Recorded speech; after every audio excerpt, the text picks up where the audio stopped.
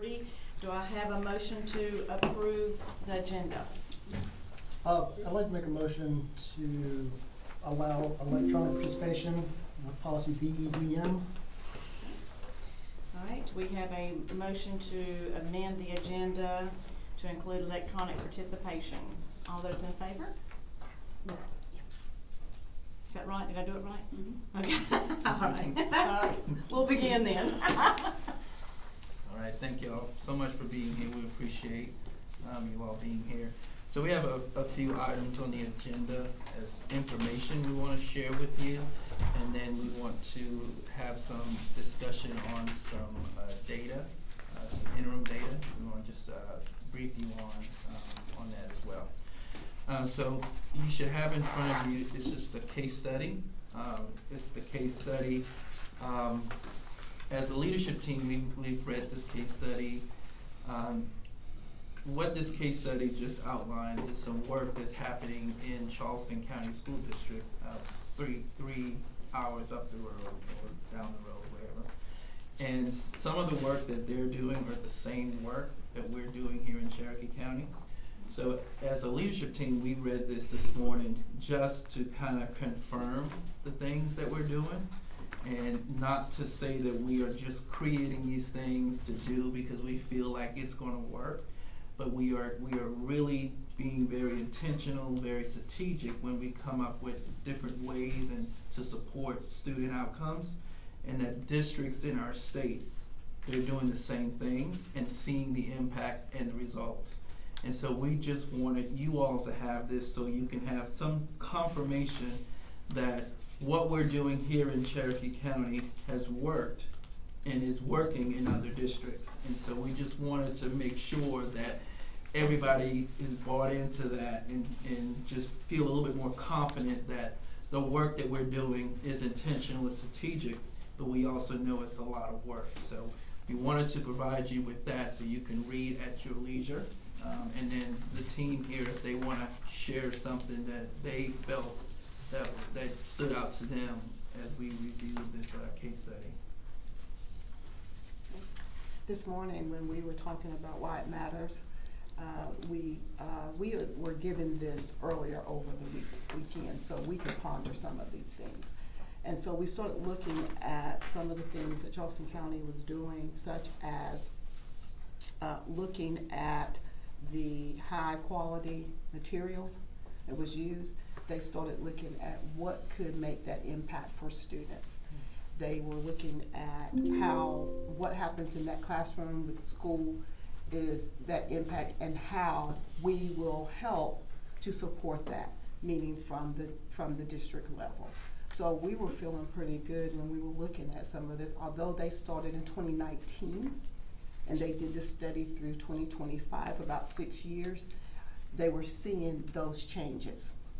And although we're seeing some incremental changes, we're hoping too that we're going into year 3, that we continue to see that trajectory. I think that is one of the things that we were talking about as far as how we're seeing things when we're going into the classrooms. Dr. Dukes has given us many opportunities to do that as far as going in using Classroom Mosaic. We have a tool now that everyone is using. So we're looking for some of those same things, correct? And then when we go and talk with them through some of the leading educators' focal points that they're having with the principals, we're all speaking that same language. So that is one of the things that I took from that we're trying to do, so that we're all, speaking that same language, and not necessarily buy-in, but we're seeing that through our benchmarks, through diagnostics, and then our SC Ready. How do we continue to look at that and see how we can continue making those changes that we see across the district? And I'm like Dr. Dukes, it's happening in Charleston County, it's happening in other districts, and they're seeing that. Okay. So once we start to see that, and we are, then we can continue with that trajectory. Because I'd love to see that we go up 24 percentage points in ELA, like Charleston County, or 11% in the math. We want to see that. We can do that here. but we've gotta make those, I guess, intentional, like Dr. Dukes was saying, intentional changes. And keep that. Sustainability is gonna be huge. It doesn't matter who that principal is or the teacher, that culture of the school, that sustainability needs to continue. So that's what I got from what they were doing. Yeah, I think I can agree with that too. Actually, there's the heading there that says designed for durability. And I think that once you see something like this put into place with the common language and everything that's been going on, then it doesn't matter who the teacher is or who the instructional leaders are or anything like that. It's the system that's in place that doesn't change. And that's what we're trying to change and what we're trying to see take place. Which again, baby steps, you know, it takes a minute for those kind of things to happen. But I think if we can change the system, then regardless of who comes in behind us or whatever, then that system is in place and it doesn't change and we'll continue to see results. So it talks a lot about the HQIM, the highly quality instructional materials, and that's not just a state thing, that's a national thing that's happening across every district across the nation. And so Charleston County, like every other county, selected HQIM for ELA and math. And they provided PLC, they provided the professional development, the support to make that happen within PLC, and they provided the leadership, the accountability that goes behind that as well. And so we know it's a lot of work, we know that, just trying to put it in place. But we believe that if we continue to do the work, we will see the fruits of our labor. We may not see it all today, but we're seeing little pieces of it. And so what we're trying to convey to our teachers and to our principals is just continue to do the work. Yeah. In Charleston, it took 6 years, but they have 52,000 students. We have 7,500, so can we do it in 3 or in 4? But we still want people to understand that we're not just pulling these initiatives out of the sky. These are things that are working in districts in the state of South Carolina, as not just in Charleston, but Spartanburg too is doing the same thing. Exactly. And so they've had some success. And so we're just trying to build that momentum, try to get people to understand that this too shall not pass, because I think a lot of people are thinking, oh, this too will pass at some point. But we want everybody to know it's not going to pass. We really we would love to have 100% buy-in, right? But right now we're just pushing for 80. Okay. We're just pushing for 80%. We would love to have. You think you 100. have 80? No, ma'am. No, ma'am. 60? Good step though, because it gives the system credibility, knowing that others are doing it, and credibility helps with anything. So I think it's a good step. Are you going to share this with district-wide? Is that the? Yes. Yeah. Yeah. Mm-hmm. And I think definitely, we're definitely on the right path. I think one of the things that we talked about in our cabinet meeting last week was, when things or information, coaching directives are shared from the curriculum team, my expectation is that teachers, principals should close their eyes and see me. If it's coming from them, it's coming from me. And so I think the amount of support that we're going to give the curriculum team, we're talking about accountability and responsibility, then anything that comes out of C&I, to principals, they close their eyes. They should see me when they see them, same voice, and support, and I think that will definitely help also. And to that point, Dr. Fitzpatrick, I do believe that folks understand what's expected now, at least from just what I hear anecdotally. There's no data associated with that, just what I hear, right? They understand what the expectations are. I think the part that comes next is the accountability piece. There is no one magic bullet. We all know that. If high quality instructional materials were the magic bullet, every school district in this nation would adopt them and that would be it, right? We have to have high quality teachers, high quality teaching. You have to have students that are prepared and ready to learn when they walk into the classroom. Right. Parents, of course, have to be bought in. All those pieces go into that recipe, right? And we have to figure out what ours is. But I think it's time that we really, and I do not mean this in a negative way whatsoever, but we've got to figure out who's bought in and who hasn't. And that accountability piece, the rubber has to meet the road. Because if not, then we're just gonna have folks who hold their breath like they have for so long, and are just gonna wait for this to pass, right?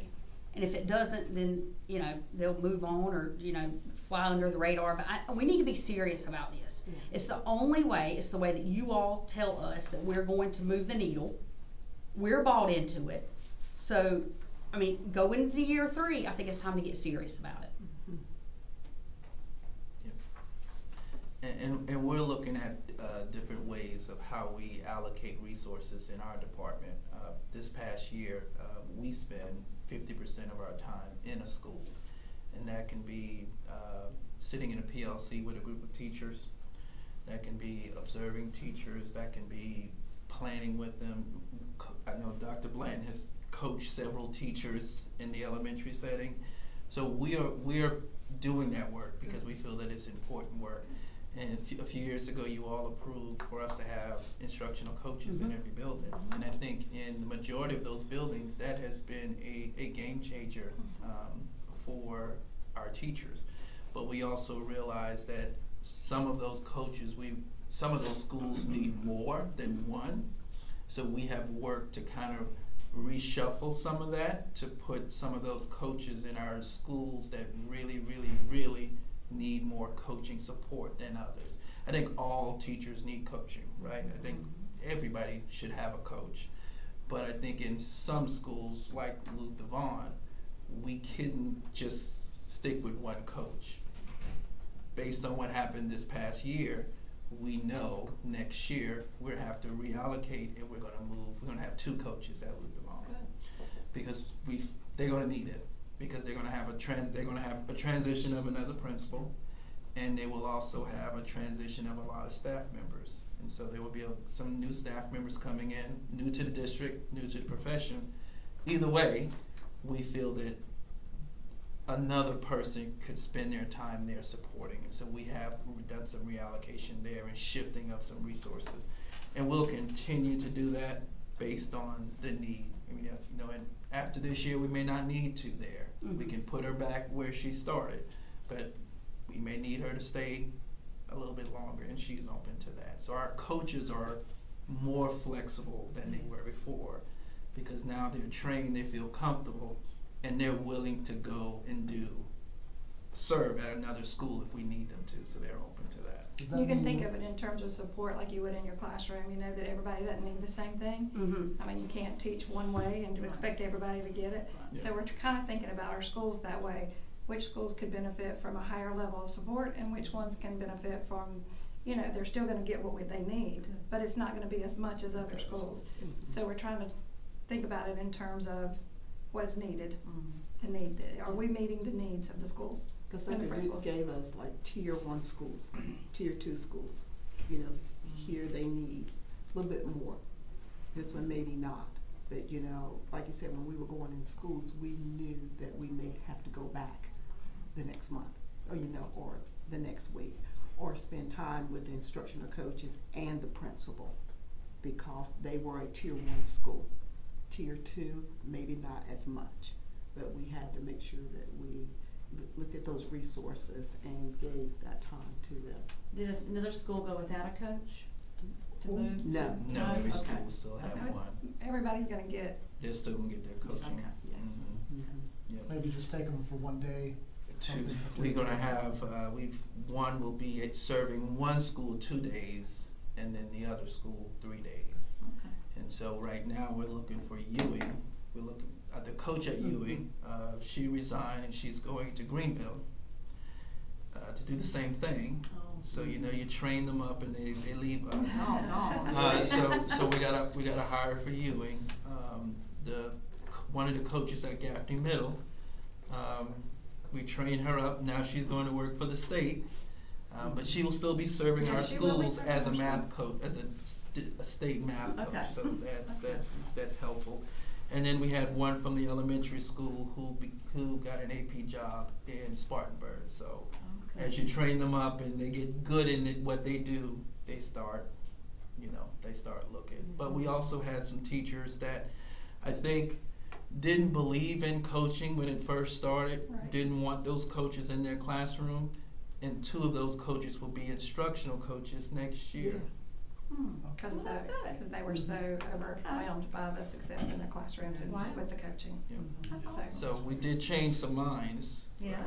That was such a big investment for us to make, but I Uh-huh. can't think of a time, and y'all help me remember, when Dr. Dukes or his team has come to us through the superintendent and asked for something that we have not been supportive of. I mean, if you come and make your case on the instructional side, I mean, that's what we're here for, right? Right. So just know that we're here to support and to back you, especially as we go into budget season. We appreciate that. And I mean, we know the resources are limited, but there's nothing more important Yeah, than providing those classrooms with what they need. we appreciate it. Thank you. Any other questions on the Dr. Dukes, I would say one thing that assistant principals, there's going to be a heavy focus on professional development for assistant principals, and instructional leadership is going to be a big part of that. So Good. that's going to help also. Speaking of professional development, we have a summer professional development catalog that starts next month. We have over 460 hours of professional development that we will offer this summer for teachers starting in June, all of June and all of July. Obviously teachers, we're not asking them to give up their summer. We are providing them with opportunities over the summer to earn professional development hours. The 24 required by the state, we're offering them an opportunity to get as many as they possibly can through the summer so that they don't have to, stay after school for PD in certain situations, but we are pushing hard for teachers to register for summer professional development. And like I said, we have over 450 hours available. And Lauren has really done a lot of the work She has worked. on that. Right. So, And that'll go towards like renewal credits and goes, things like that. yes, sir, renewal That's credit. great. Yeah. I mean, wow. And So a lot of these professional developments are designed based on what principals have said their schools needed to. And what teachers have said they And needed. also aligns with our teacher clarity and all the priorities Yeah. that we've put into place, so everybody's worked really hard to Yeah, make so- sure that we're all aligned. so everything's aligned, nothing's brand new. Like we didn't start something Right. last year and we're not doing any more of it. We are continuing teacher clarity to deepen that practice. We have information in there on PLCs, HQIM. Scaffolding is something really big that we need to spend more time on, and so we have a lot of professional development there, because what we've heard from teachers, kids are coming in 2, 3 grade levels behind. We know that. That's not a shock, but you gotta have the resources and the tools to be able to support those kids. And so that's why we're spending a lot of time in that area this summer, and we'll continue on. Principals have asked for small group instruction, PD. We have set that up to happen throughout the summer, starting at summer leadership, but it will continue through January. Our goal is to train all 3 through 8, teachers in small group by January, because that's what principals have asked for, so that's our goal. Pretty lofty goal, but That's great. we're gonna try to get that done. It's set up on the calendar anyway. It's set up on the calendar, Right. let's just say that, it's set up on the calendar. Summer Leadership Conference, I think I sent you all an invite, that's June 1st through 3rd, so if you can participate in any of those days or one of those days, we would appreciate you being there, showing the support for what we're doing. June 4th is our CCSD first math conference. This past year, we sent one teacher from every school to the state math conference in Greenville. And then we sent a group of teachers to the national conference in Atlanta. So those teachers are coming back and they will present in a conference style format. They'll have different sessions. So we will hold that on the 4th at Gaffney High School. So those teachers and administrators that participated that went on that conference, they will come back and they will hold that math conference. And right now, we have 77 teachers registered. Oh, good. Our goal is 100, Okay. so I think we'll get that. But we've also opened it up for Spartanburg 2 math teachers as well, because we have formed a very good partnership with their team over there, so we kind of open it up for them as well. That's great. June 4th. All right, so any questions so far? All right. Good stuff. The next two things, three things. In June, I will come to the board for approval for an innovative course, a social studies elective. So the 2 high schools would like to create or reauthorize a course to support U.S. history, where the kids that are struggling or they believe, looking at the data, need additional support in U.S. history will take a pre-U.S. history course in the 10th grade or in the 10th grade, the 10th or the 11th, or the semester before they take U.S. right. history. Okay.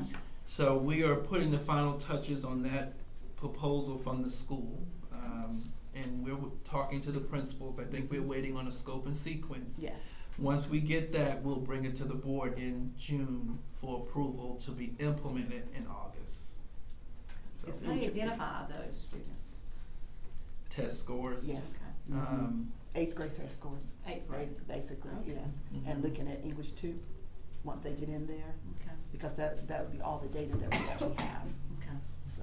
Is it essentially U.S. history, like smaller, I don't know the right words to use, just a lesser information, or is it just kind of teaching them how to learn history Right. better instead of the same exact material that they'll again learn in U.S. history? So in U.S. history, there are only 5 standards, Okay. and it covers 100 years, over 100 Yes. years. So what they're looking to do is to split it, maybe do 2 standards here, and then the other 3 standards in the actual U.S. history course, and then the student would take the EOC at the end of the U.S. history course. So I think their mindset is we need to give them more time to do the 5 standards, if that makes sense. Mm-hmm. But even though we're giving them more time, the teacher still, like you mentioned before, it has to be really good teaching. Yes. Yeah. You can't just go, you gotta really teach that standard. We also had the young lady from the State Department who develops the U.S. history test. She came and did a training just for U.S. history teachers in March. Yes. And she pretty much told them, this is what you need to cover. Don't spend any time here, you need to do this. Because she's the one that writes the test. Wow. So we're hoping that they would utilize that information and not spend so much time talking about All right. World War I when there's only going to be 1 question on the test. So she was here to provide that professional development for them back in March. Right. Yeah. And so out of that, I think the course is where that's where they decided they wanted to do that. And they're working with the instructional coach and both high schools, after talking with those principals and Dr. Gibson, who will be coming. He was involved in the conversation too that we had.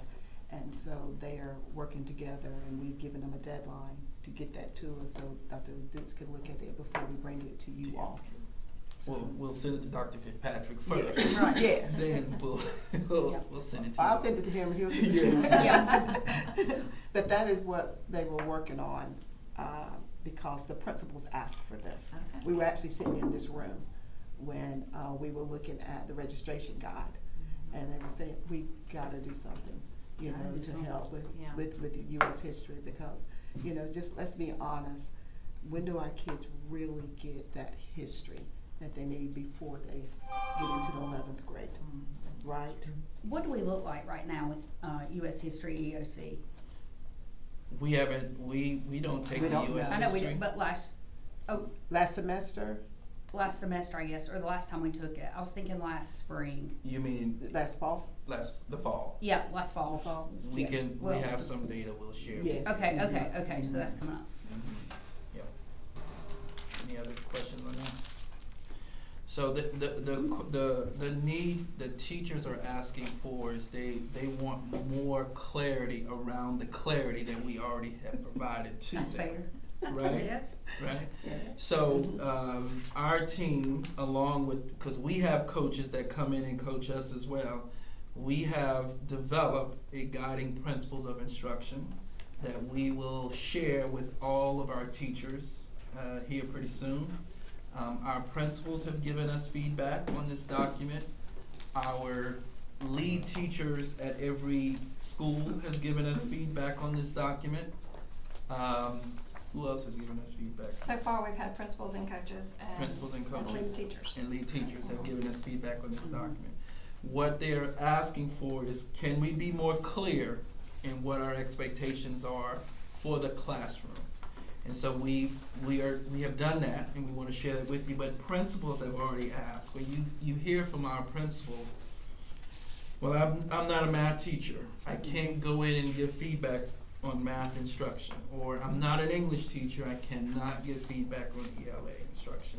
So we feel that this document will not only help the teacher, it will help the principal craft the correct feedback to give the teacher, regardless of what subject area they're in, or whatever subject area if they're in ELA, you can give, based on this document, you can give a teacher feedback from this document to that teacher.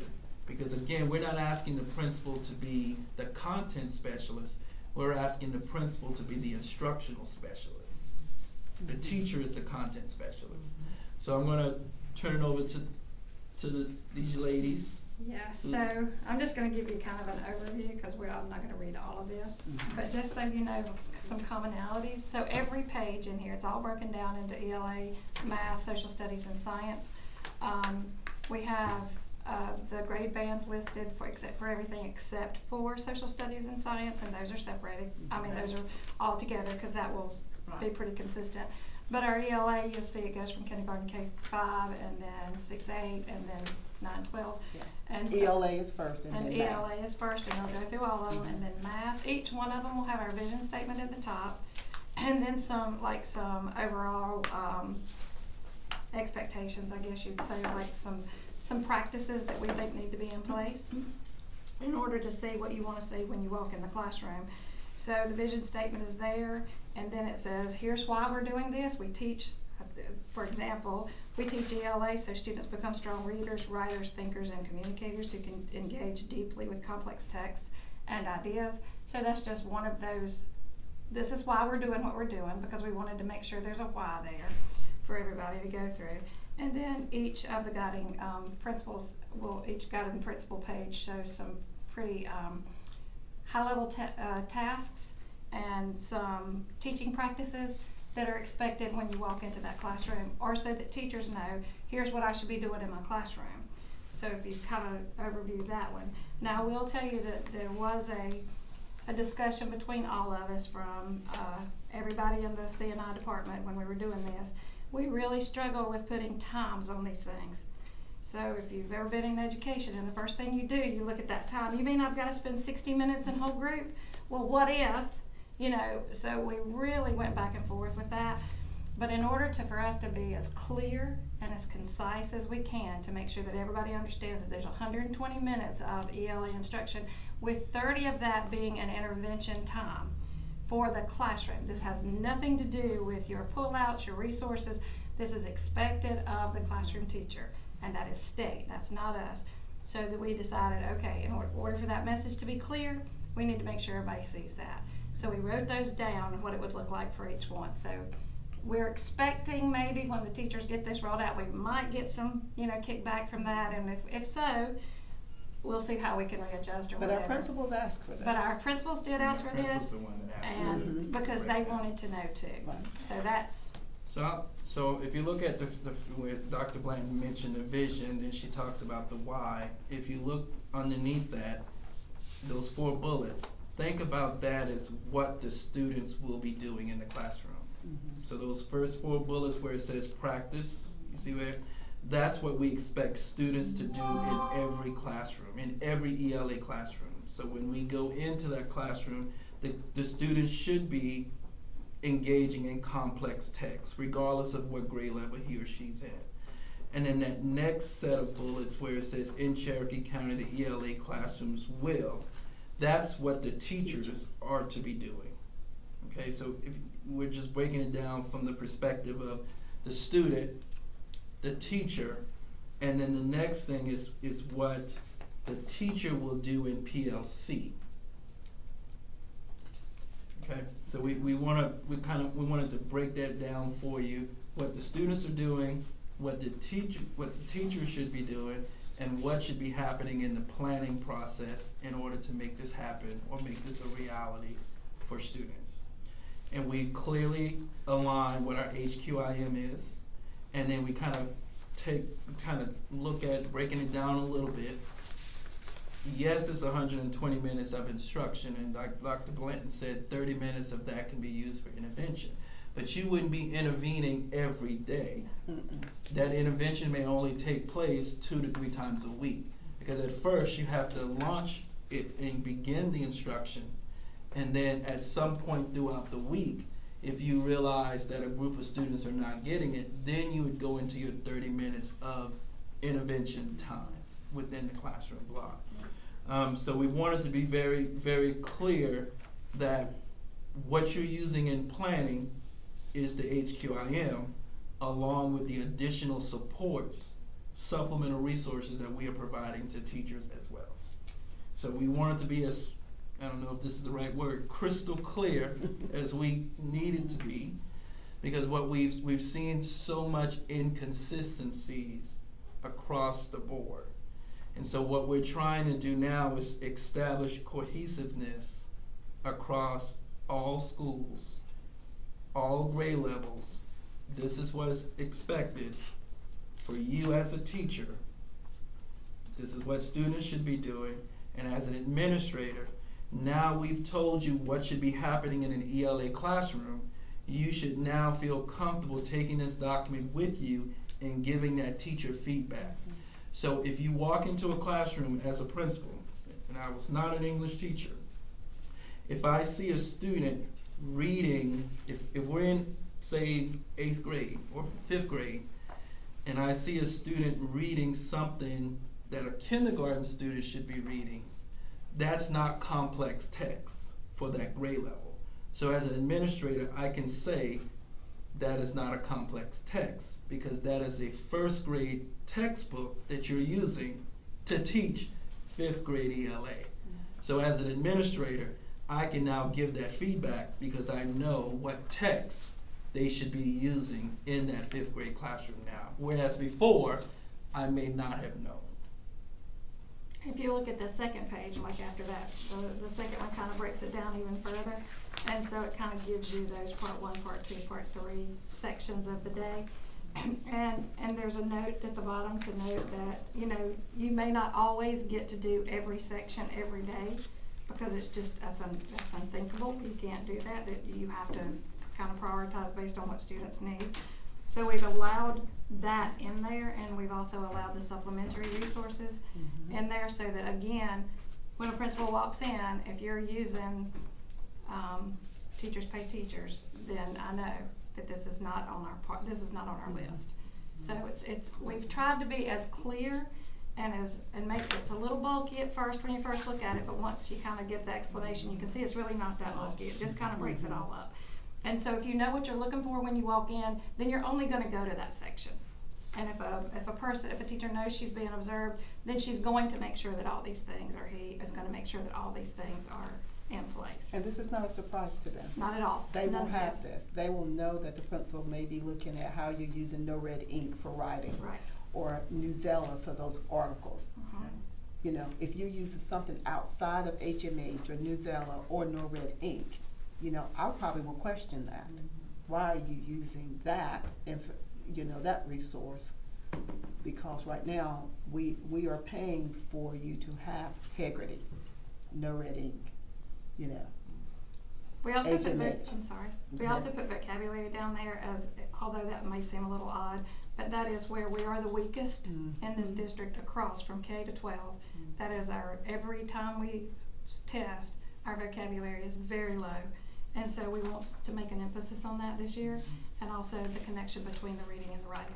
So that's why you see what you see there as an emphasis for what we need to be really focused on. Go ahead if you want to go to 6 through 8. If you, just with 6-8, you will see that we also have like 4 parts. It looks a little different than elementary because you are now looking more for that meaningful text and high-level text. So we had at the bottom where it says in middle school, lessons are typically built around an anchor text, and that it may take 1 to 3 days for that. It may not, you may not complete that in a 1 day or 2 days. It may take 3 days there. But we give things like when you're reading the text, a teacher aloud, what you're focusing on, your target skills, and all of this is aligned with still our teacher clarity. Okay, we still want to make sure that we are seeing that. And for 9-12, same thing. Okay, we have the literature as far as with the HMH. We talk about those tier 1 lessons. We also say that we know it's going to be a 90-minute block. So what are you doing in that 90-minute block? How are you making sure that students are getting what they need? So then there's 3 parts to that. And that doesn't mean that you have 30, 30, 30. You know, it may be 45 minutes, it may be 20 minutes here, but then you may have a reflection piece at the end. But we make sure, we've made sure that we've put those things in there for teachers so that when you're looking at some of the structures like Socratic seminar, you know, we would want to see that, right? We know that that is a, you know, a real reflective practice. We look at the, as far as with the rhetorical analysis, we look at how you facilitate and how you're using those high-level texts for students. So that's going to help our high schoolers as well. You know, we piloted the no red ink at 3 of our schools. They asked for it. Blacksburg Middle was one. Limestone Central was elementary, and then Gaffney High School. They had asked to do that, and so once they started seeing that, we got more people asking, can we go ahead and use that? So we appreciate, you know, Dr. Duke's giving us that opportunity to pilot that and to put it in, because we see that we're not writing as well as we need to across the board. So we needed to look at that too. And when they asked for that, we went out and we looked for that for them to make sure. So it's more of a writing program? I've not heard of No, it. Yes. it's a No writing reading. program. It's digital, but it's a writing program. Yes. It's very Digital writing program. Yes. I've not heard that one. And when I was at Blacksburg one day and I was talking with some 8th grade teachers, one of the 7th grade teachers at Blacksburg was using it, and they said, we've heard of this. And I said, well, we're thinking about a pilot. They said, sign us up. You know, and so the 2, Miss Elliott and, I can't remember her name right now, at Blacksburg Middle, they decided that they would like to pilot it, you know, and we've worked with them. But now the high schools are using it, other middle schools are, you know, are using it. So we hope that they will utilize that as they are working on writing more for our students, because that goes along with what we're doing at Avid, right? So we want to just make sure, like Dr. Duke said, we're not getting anything new. We're just giving them more resources to do what we know would be, you know, best practices. Any questions, just high-level questions, or just first thoughts from what you see here? Again, teachers will receive a copy of this in our instructional guide. Our coaches will go over it with teachers and provide support, and then we're expecting principals to do the same with their teachers on that first week back in August to kind of lay it out there. But I think we're gonna have these copies made prior to summer leadership, because we do have some schools that are planning over the summer, that are planning to bring teachers in over the summer to do some summer planning. So we want them to have this document to help them plan this summer as well. So any questions or anything you have about the document? I remember when I was teaching, when students, when their expectations were, my expectations were crystal clear, they were more successful. Absolutely. I think that- Absolutely. I think we all like some guidance and some guardrails, so Yeah. if this is, I think it could be helpful. So based on this, when we showed this to principals, that's where we came up with some of the, some of the PD things that we have too. Right. So, a lot of it was about what does a high level, or grade level, high quality task look like? If I walk into a classroom, how do I know that that's what I'm looking at? And so we've developed or found and Still working on. offered, still working on some PD for those Right. things to happen throughout the year. But there's a lot that's already in that document that we were talking about, the summer guide, that's available there, so. Very good. That's great. So this document will be put in a document, this was what we had last year. So we're revising this, we're trying to make this clear, everything, you want some revisions for that. So when they get the new one, they will have this in there along with a few other things that we've just updated and revised. So I think they'll be pleased with that. This will change just a little bit, we still have the content, and instructional vision. This hasn't changed, so we just want to make sure that, like Dr. Duke said, that we're clear with what is expected. Okay. All right, last thing is we want to kind of give you like a snapshot of our data and where we are. It's definitely not final because it's really just looking at benchmarks. It's looking at diagnostic assessments. So it's really not anything final. Right. But we want to kind of give you like a little high level overview. So if you look in the document, the first thing you see is probably 3rd grade SE Ready math. And so the first column tells you what we are projected to be for 25-26 based on benchmark assessments that we've already given our students. So not like a goal, that's based on. That's not the goal, That's- that's just the right. projection, yeah. And so the next column you will see where we were at this same time in 24-25. Okay? That's right. But the goal, the reason for having all that behind the 45%, is because what we want you to do is, that's the projection. We want you to see those projections, that path of projection, and see the change. So just because we're projected at, if you look at 24-25, we were projected to only have 34% there. But the actual was 39.5. So we just wanted you to see how we are increasing in our projections, number one. But also, just because it says that, doesn't necessarily mean that that's where we're gonna land. Yeah. Are It these can go either way. conservative projections, do you feel like, or, These are very conservative Yes. projections based Okay. on benchmark scores. so we don't project that they would be lower than this?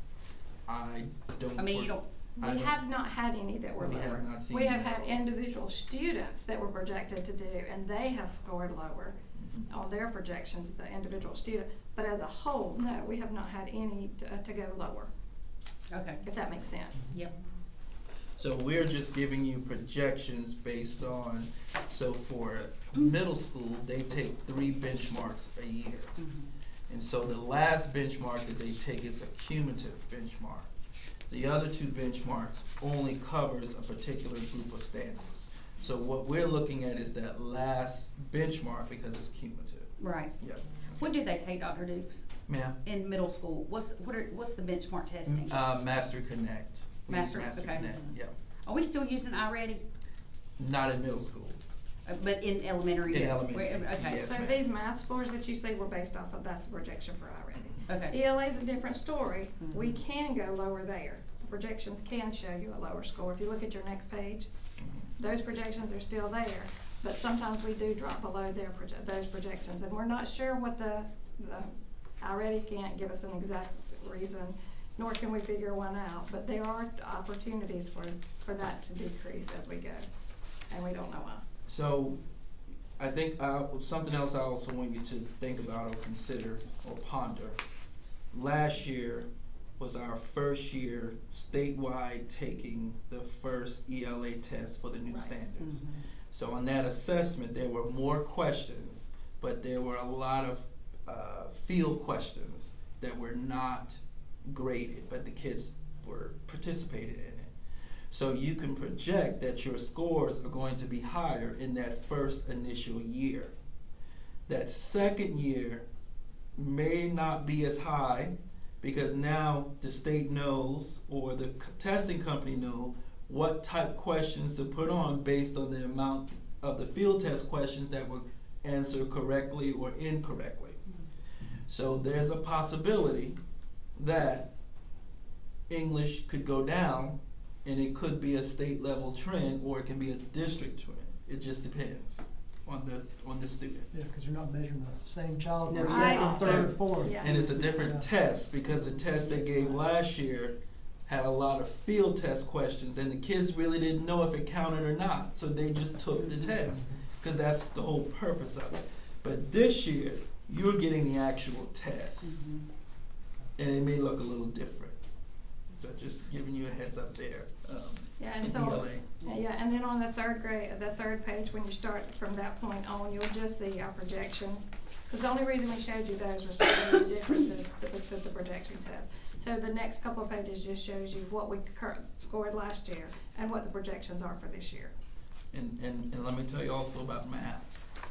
This is the first year that our kids will take the assessment on the new math standards. So again, there's gonna be a lot of field test questions that we don't know which is gonna count.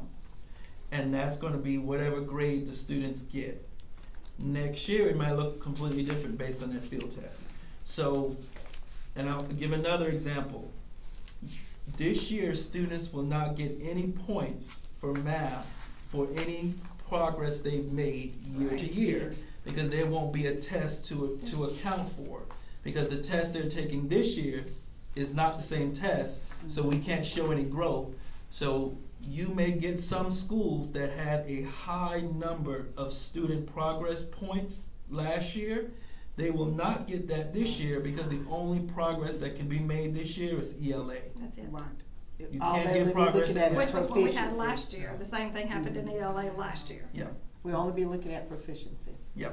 Is the field test longer, or are they simply It- graded it- half? It adds more questions to the So actual it's test. more than what they'll take the next year. Yeah. Yeah. Okay. So the rest of those are just like fourth grade ELA, fourth grade math, fifth grade ELA, fifth grade math, and then the And again, it's sciences. just projection, and like you Yeah. said, these are different kids. Yeah. Yeah, Mhm. exactly. So, I mean, this is the best we can, for this So year. if you wanna see this year's kid, this year's fourth grade, we would go back to their third grade. Yeah, And if they grew from third to fourth in ELA, they get extra points. But you won't have any growth in math, because there is no possibility of growth, because they didn't take the same test last year. So many of our, we can focus on growth, and we do get points for growth. But we really need to focus on achievement, because when they've reached the point of they can't grow anymore, then you won't get any growth points. It's really achievement. And so I'll give an example. Ewing had tremendous growth from the previous year to last year. But they may not have that this year, because they're taking math away. Yeah. So they're gonna have to rely just on On ELA. ELA. So that's something that we want you to consider when scores come out. I Yeah. mean, we hope that they're gonna be high, and we're still moving on up. But that's something you have to take in consideration when you look at the report card, not necessarily the score, because the report card is where that will be. It'll be statewide. It's Oh, statewide, yes. it's not just us, that's right, and then the one that is consistent is science, because this will be Yeah. a consistent yeah. Fourth grade science. fourth grade science. And so, And eighth. based on historical data, fourth grade has always been our weakest grade. It's always been our weakest grade. Wonder why. I mean, we have thoughts, but We have thoughts, Yeah. but, think fourth grade is, I think third grade is a little bit more, the test is their first time taking a real standardized test. So the test may not, it's still a rigorous test, but it may not be as heavy thinking as the I other. also think that you have the third grade Read to Succeed law that really is a huge focus for third grade teachers. And so there's a little extra pressure, a little extra thought put into, you know, what you do in a day and, you know, how you prepare children. So I think that's one of the things, but it's consistently the next year we don't see. This is where we see the dips. Yeah, this fourth grade is where we see the dips.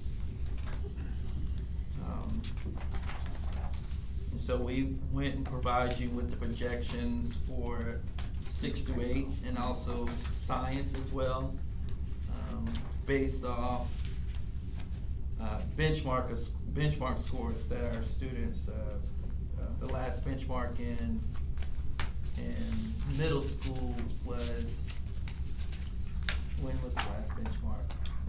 Right before spring break. Right before spring break. Mhm. Right before spring break. And then high school had their last benchmark, April 20th. April 20th. It hurts me so bad to see 7th and 8th grade math. So Yes. Yeah. I mean, it's always discouraging. Yeah, that is so. I mean, Algebra 1, 19% projected. I mean, you could take any slice, you know, and think it, and I know you all have, because that's what you do every day. But beyond what we're doing, what can we do to help these students? Can I say one thing? Let me about preference. that? Okay, you're gonna say. Let me preference that the algebra 1 that you see right now is probably 20 kids, Okay. And it's repeaters. and it's repeaters, all at Gaffney High School. Yes, they're repeating. They're repeating for the second and third time. Yes. Mhm. Because. So the reason for that is this year is the new math standards. Geometry is now the 9th grade course. Right. Algebra 1 moved to 10th grade. So next year, you're gonna probably have 600 or 700 kids taking Algebra 1, and that's where the rubber meets the road. Yes. Because these kids now are in geometry. And Dr. Dix is right, we had 22 students Yeah, so it's, for this 19%. yeah. And they're all taking Algebra 1 Again. again, second or third time. And that's the second hit. It's second hit. Only had one that they didn't pass it the first time, not passing it now. Now, what some districts do, and you know, our policy says if the student does not have 50, they cannot be in credit recovery. Some places put them all in credit recovery, and they don't take the second hit because they recover. But when they take the course over, because it's obvious they hadn't learned it, so they need to, you know, take it over, and you know, these are the results. But sometimes in some places, you know, I'm not saying cheat the system, but Well, why aren't we doing that? I mean, what do you think the thought was behind? I mean, that's a decision somebody made.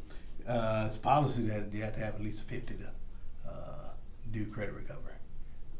And credit recovery is all online, right? All online. But I guess those kids didn't have a 50. Yes. But again, They didn't learn the material, they didn't learn the material. and it's gonna hurt them in the long run, It's gonna hurt the them other in the long classes, run. courses in high school. But, you know, there are ways around things, so, you know. We believe that teachers that are teaching any EOC course should have common planning, where they have opportunities to plan together during the school day. And so, I think I haven't spoke to the new principal at Gaffney High, and he has required that to be in the schedule. And so just requiring common planning for Algebra 1, English 2, US History, and Biology is a huge step in the right direction, because they don't have that now. Oh, good. So we feel that that's a step in the right direction, so if they can plan 90 minutes a week, and I think he's made the expectation, you will plan together once a week, whereas the expectation now is once a month. After school. After school. So sometimes it just takes the expectation to change, if that makes sense. With English 2, if you look at that page, I think where it says Algebra 1, it's supposed to be English 2, so don't look at that. But if you look at the projection from the first semester for 25-26, it was projected at 56%. And then it says the actual was like 60. We're hoping that that is a trend. Yes. Okay, good. We hope that that is the trend. We won't know until maybe next week. But, you know, they did look at the benchmark just last week. And we're hoping to, if we can see that. Dr. Dukes and I were looking at the benchmark and just seeing how it correlated with, you know, when they do an analysis. And it was pretty spot on. What we're seeing in benchmark and then what we would get with just a few outliers. So we looked at that last semester. So we're hoping that using the benchmarks and doing more of a data dive with that will help them when they are looking at how they are going to prepare those students 3 or 4 weeks after that benchmark before they take the test, because that's usually what they have. They have about 3 weeks after that second benchmark where the students are taking that test. So we're saying, look at those questions. Look where you are with that. How many students are, you know, with this particular standard. And that's what we tried to do this year. And even at the high school, they brought in subs so the English 2 department could meet, and they did that twice this past year, that they all could meet together. And the instructional coaches, Heather White and I were over there looking at that data and helping as far as with that scoring for the writing as well. So I think that did make a difference for that particular group, that EOC. What about Blacksburg? They had 2, they only have 2 that's teaching English 2, and they work really well together. Yeah, they already have Oh a my schedule gosh, where they're yeah, meeting they have that every- schedule. Dr. Hamilton and Miss Vaughn, Jessica, Yeah. they work really well together, and they work with Shelley too, you know, and so we did see that jump Okay, good. at Blacksburg, you know. But again, sometimes when you see where does someone need a little bit more focus, that's what we did. But they actually worked together, the instructional coaches. Good. Shelley came over to work with them, and then she took it back to Blacksburg. Who's Shelley? She's the instructional coach for Blacksburg High School. Is that her first name, last name? Her first name is Shelley, yeah, Mackle. What's the last name? Mackle, Michael. yeah.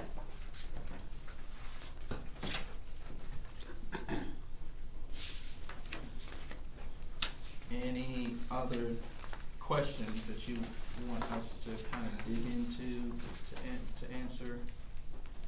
These are all projections. Typically, when we look at benchmark scores, like Dr. Whiteside mentioned, it's between 3 to 5 percentage points. So it's a really good indicator to let the teacher and the principals know this is where you're heading. And so you have an opportunity to make some course corrections as needed. It breaks it down by standard. It tells you which standards and which group of students are not meeting that standard.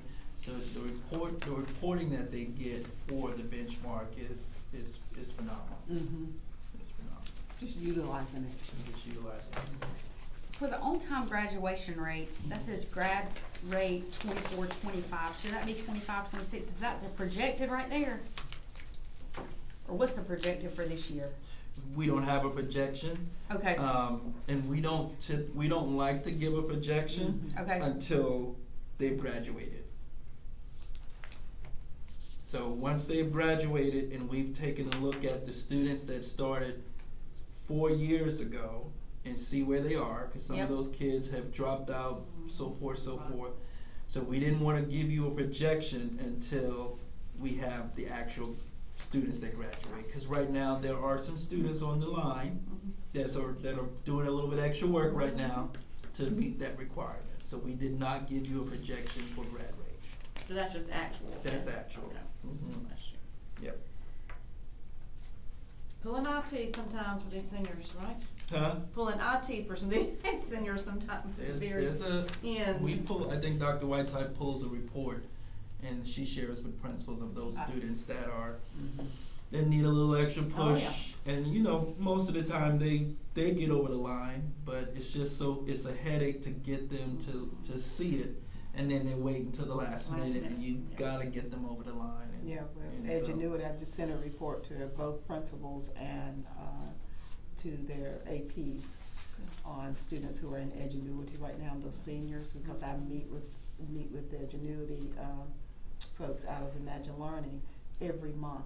But I go in and pull and see where our seniors are, and it gives a targeted grade for them, and we have, like Blacksburg had maybe 7 or 8 that had already completed.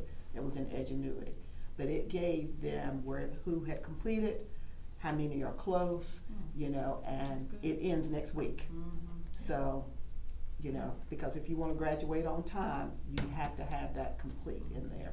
So I sent that, like Dr. Duke said, sent that to both the principals, although they can look at it too.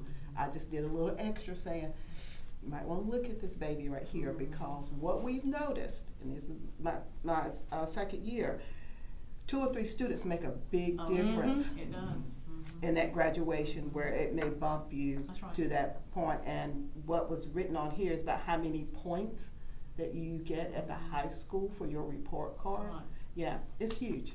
CCR is another thing that we're That's what I working was on. looking at. Why are we down, do you think, Dr. Dukes, or Dr. White, with a college and career ready over last year, like projected, it's about 10 percentage You looking points. at that pink there? I mean, just the green and Yes. yellow, down in all 3. Because you still have students at this moment still trying to get CCR. Okay, Yes. And so you have some you expect that to grow. Yeah. Mhm. You Some have may s- change then. Right, Yeah. you have some that need to finish a course and they could be CCR. And Good. that course doesn't finish until the end. Okay. You have students that are still trying to, this wind testing. I know They just finished wind testing, and we Ms. have work-based learning. Donnie was doing some, what was he doing? ASVAB. ASVAB testing with some kids to Okay. get them CCR. Yep. So the schools are still working to this day. good. To get trying them to career get ready. kids Oh, CCR. yes, Yes. yeah. Yeah. But there's been more talk about, okay, we can't just wait till they're seniors. Right. Yeah. So we're looking at freshmen, those courses like microbursts. So we're looking at sophomore year when you're gonna be taking some of those courses, or when you have a chance to take some of those courses that can help you for CTE. We have many students that don't take CTE courses, you know, that could help them become, Yep. you know, career ready for the college. You know, we wanna make sure by the time they're juniors, they're taking the SAT, ACT, you know, getting those students. And then work-based learning. That is kind of like it's the last resort for some of our students who cannot pass the WEN, Yeah. ASVAB, you know, SAT, ACT. But we want to get them those 40 hours. And so we're very thankful that Spartanburg Regional helped us with some students that are going to be working with them this summer. Right. So It's a great program. Yes, great program. But we're always looking, Freightliner. Yep. They're gonna help us out a little more next year of having some students go there. So, yeah, we're trying to do that before that senior year, because you all know what's going on with some of our Yep. seniors. They're done. No, that work-based Yes. learning piece is critical Yes, it is. Mhm. for so many reasons. So glad to see us plugged in with that. Yeah. It means a lot for the students to have that social capital and to get that Yeah. experience and to see if that's what they want to do, and if they are marked on their IGP correctly, then we get that check mark too. So That's a big. But we're being transparent with you all. We're trying to make sure you know where we are. yeah, And, but and they're working. The CDFs are working, Mr. Hale, they're working to try to get more of our students, career ready. So, I think the bulk of our students typically are career ready. It's the college ready Oh, that yes. they're not. mm-hmm. So the career ready piece, I think we typically have really good numbers We do. there. Mhm. It's the college ready is where we're not as high. So like Ms. Shackelford said, just making sure we're plugged in and power schools, those schools are really being cognizant of what they're supposed to do, right? And opportunities for those students. Because you all have, like you said, you provided the resources when Dr. Dukes or the curriculum have come to you. But just like with Edgenuity, you know, that gives more of our students an opportunity for that credit recovery that can help them stay in school, you know. And we work with the adult ed too, because talking with them just a few months ago, where they said, we know that we've got some students that are not coming to school, they've dropped out. What can we do? They're 17 years old. Let's get them back here so we can help them to graduate. Again, it does make a difference with some of those students. And dual enrollment, you know, when you all decided to pay for the books, that really helped to increase more numbers of students to take dual enrollment. And then, you know, when they take those 2 classes and get 6 hours, then they're automatically career ready. Yes. So that helps too. Just paying for a book made a huge difference for some of them. Yeah, we appreciate that support that you're giving them. Yeah. As we're seeing that. Any other questions or thoughts or anything else you would like us to do to continue push forward? I just want to say as a parent and going through, and I mean, this is not just an issue that we have here. I hear about it. I have colleagues that have kids at Dorman, Spartan High, all the same thing. But that 10-minute IGP meeting that you have with that counselor is not enough. And those they do not know what they want to do. Mostly, some do. Some have it figured out, right? Most do not. And just that, the FaceTime with the guidance counselors that they're getting is not enough. The guidance counselors have such a workload, hundreds of kids that they're trying to funnel through a system, right? And trying to get registration lined up with SEC. Like, I don't know how they pull it all together even every year and they make it work, right? So it is not a hit to guidance counselors at all. But some way and some time, we're gonna have to figure out how to get navigators in these schools that can sit down with these kids and really figure out, what is your plan? What are you thinking? I mean, really have those intensive conversations with them while they're taking classes and through the year, because the one touch point every year for the kids who are not gonna make it or don't know, or just they're going through because they're in a funnel and, you know, then they get out and then who knows what I'm gonna do. It's not helpful, because even for parents who are plugged in, it is super hard to know what to do, what the right thing to do is when you're trying to balance, you know, what they want to do, what you should do, what can we do. So I just want to say that I believe we have as many options as any district probably around in terms of AP, dual enrollment, I-squared, and we make it work for those kids. But sometimes they don't know what's available. Sometimes if they've never taken dual enrollment and college is not, if they're first gen and don't think that they're not gonna step outside a comfort zone. And having 10 minutes with a guidance counselor, I'm just saying they need more. They need more. And I know more means more money and all that, but just for the kids who don't have the guidance and support at home, or parents don't know what they don't know, that's the hard piece. You know, and what does career ready mean? I mean, on paper, it's helpful for us, but not many of these kids are truly career ready. They might be ready for a job somewhere, you know, at Walmart or Aldi. They cannot earn enough at those jobs to support a family or themselves. So I just want us to think beyond what, I appreciate all the work that's gone into this, and I think we're on the right path. I just look forward to a day where we can start looking post-secondary too, and get our students where they need to be, and that we can have industries here that need that kind of workforce, right? Where they need a bachelor's degree, or a certificate, or a technical. I mean, all those things is what we need. for an economy, but you know, I see it all the time, and I mean, an IGP, those kids, they walk in, they don't know, they sign my sheet, you know, well, what does this mean for you in your future? And if they fall through the cracks. One of the things too, and I'm glad you brought that up, is that we're going to implement SCOAS back into. Wow. I haven't heard that name in a long time.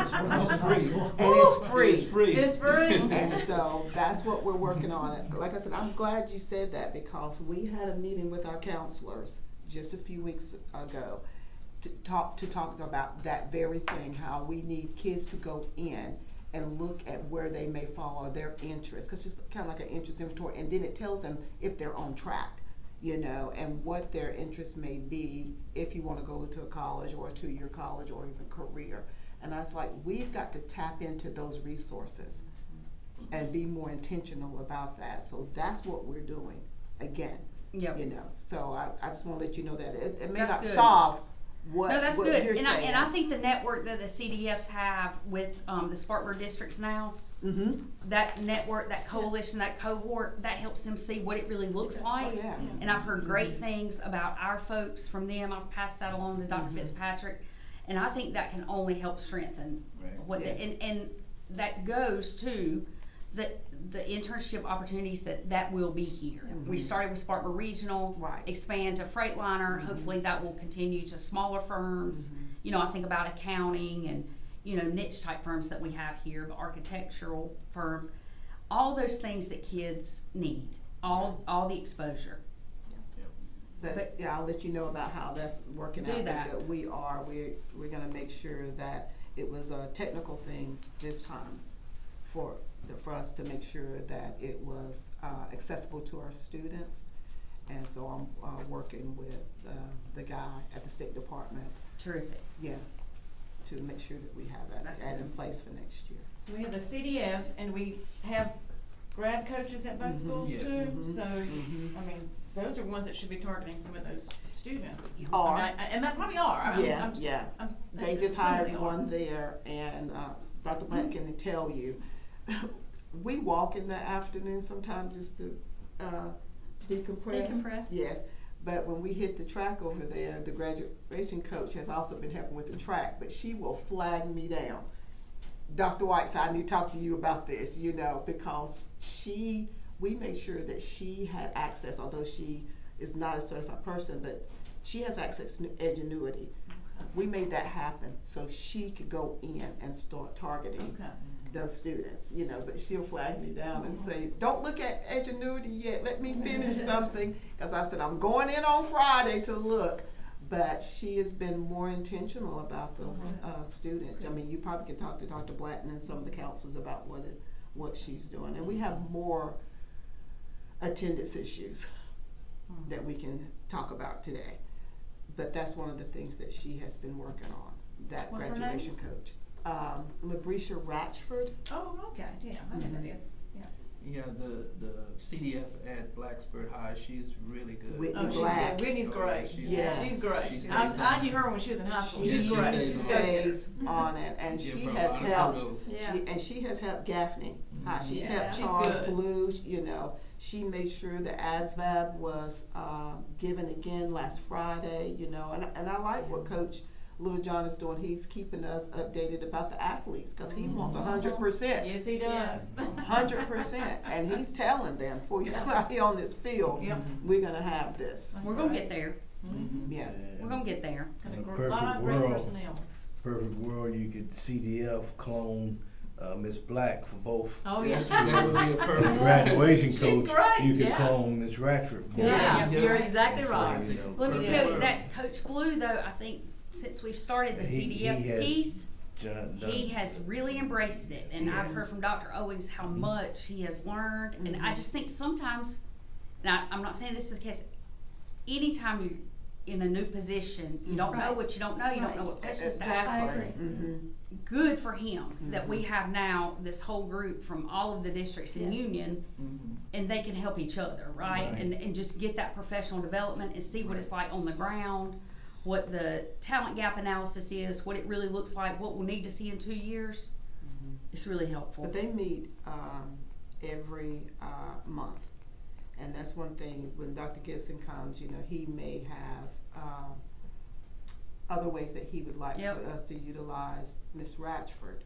But right now, the CDFs meet with Mr. Hill and his CDF, who's Travis Johnson, is over there. So we all meet monthly to look at the college and career ready, look at those courses, you know, and then report back to Dr. Dukes or, you know, Mr. Mullinax or Dr. Blanton on what we're seeing. Good. You know, so. I love that kind of intensive case management.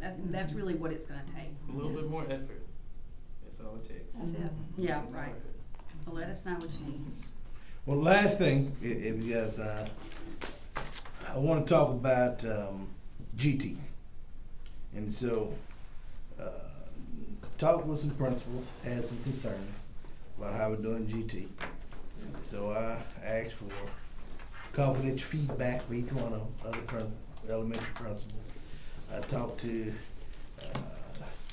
our CNI department, and everyone I talked to 13 people, 12 said the way we're doing is not working. Oh. One said, don't know, maybe, but the way we're currently doing GT,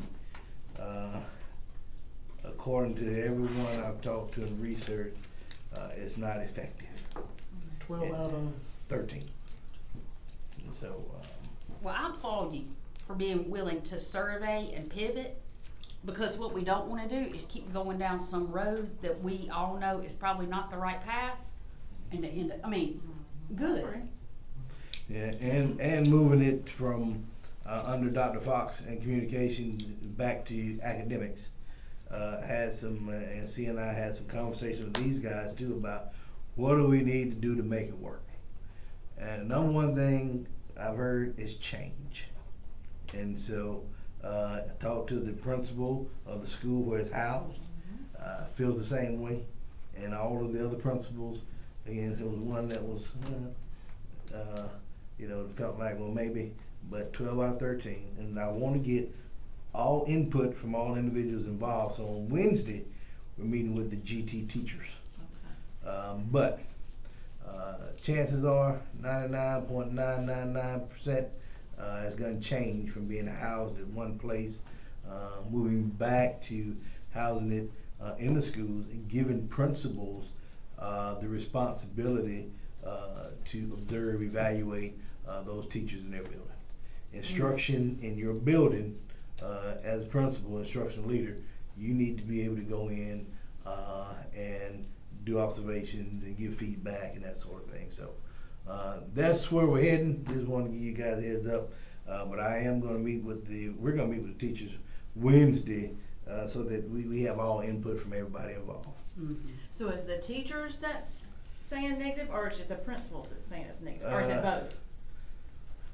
Pretty much across the board. I hadn't got all the feedback from the teachers yet because I meet with them Wednesday. I had a couple reach out to me.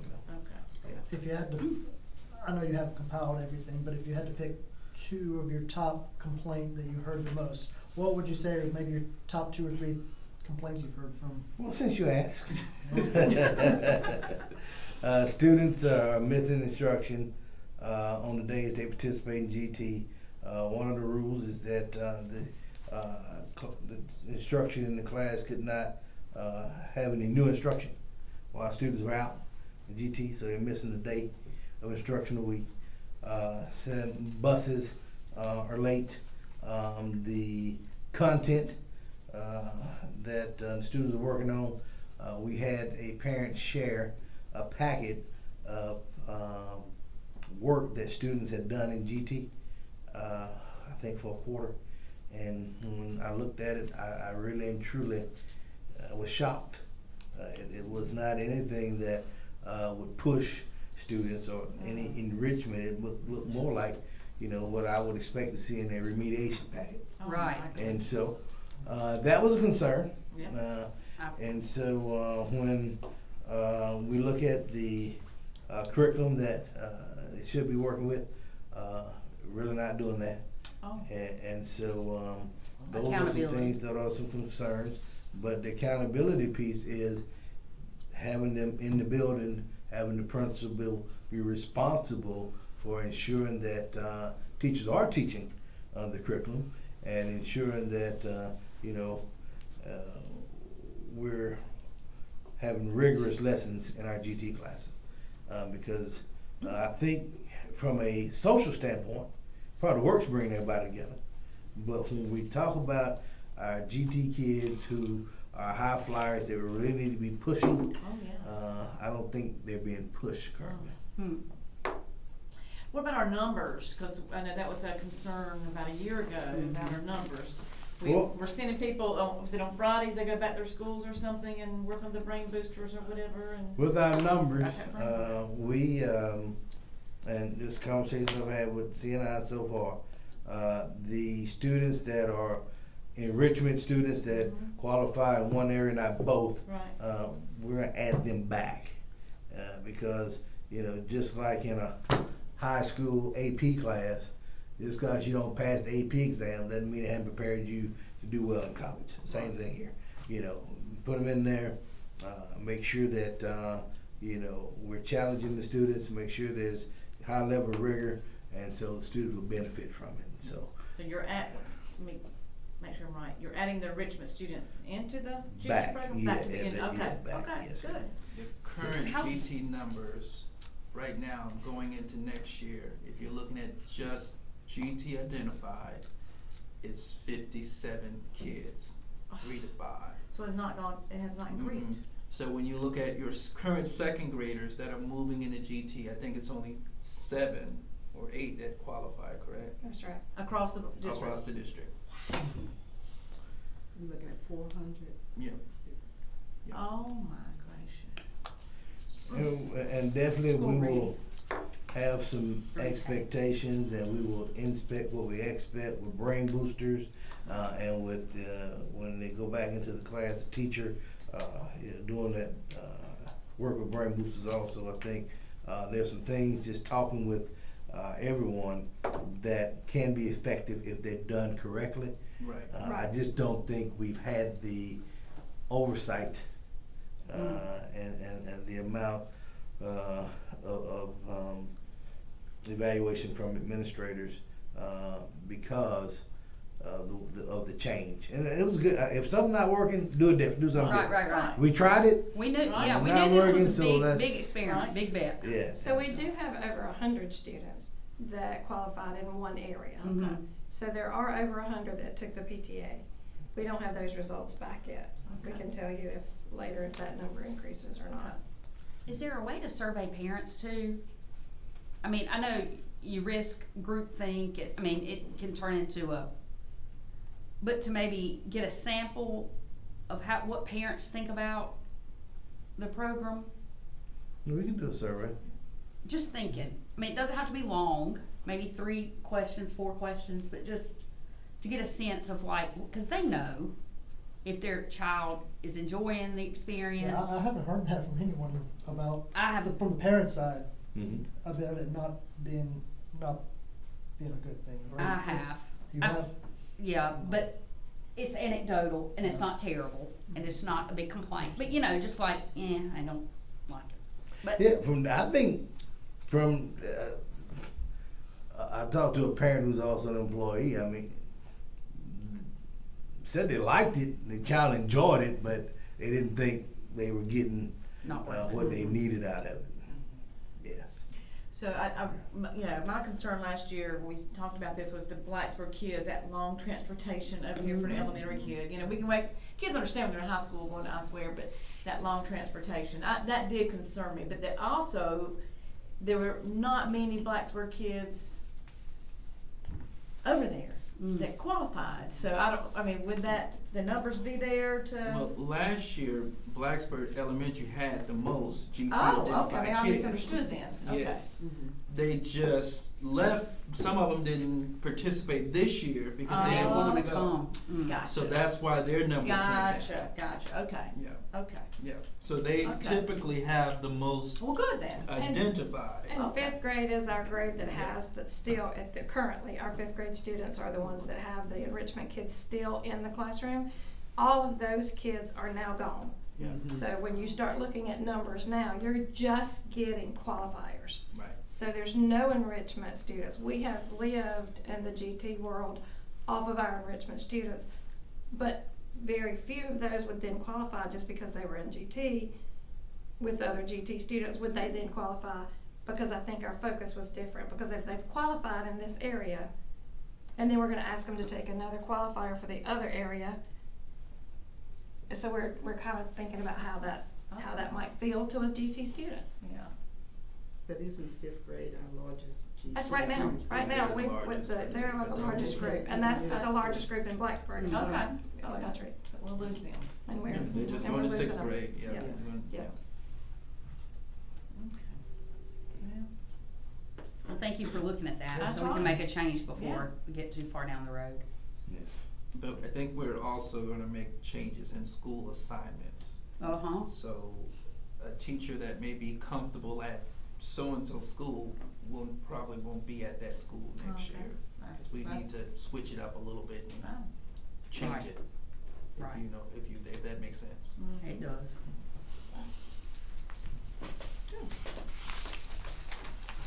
That's all I have. That's all we have. All right, Okay, we'll make a motion to adjourn. so move. All right, all those in favor? Thank you. Thank you. Thank you. That was great. Very informative. Thank you for all your hard work. Appreciate y'all very much. So when this is still draft, we're gonna make sure Okay, that's that. right. Okay. Yes. Okay, that's great. Do we need to, we didn't need to vote on that or anything? Okay. Hold on, let me see. So I head over to the high school. Go to the senior awards. Senior awards. All right. Oh. That's always a long Blacksburg one. softball is in playoff tonight too. Yeah. That is right. That I'm billion, sure you're over maybe, there a little that bit. billion.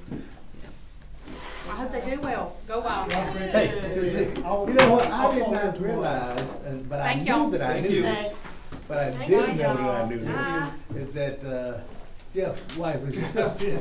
She told me, you know, I'm a few minutes older than him. Yeah, Yeah, but I think I remember that back when both of you got, when you were at the high school. Yes, yes. But Yep. it just dawned on me again when she told me the other night. Yeah. Yeah, that was a really good day. It's a, old Jeff. He's excited, he's excited for his retirement, but, hopefully he's coming back, so. Yeah, That's- yeah, he wants to come back. He's something else.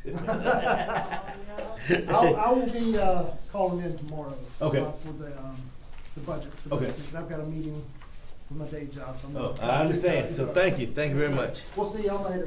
Thank you. Thank you. Thanks.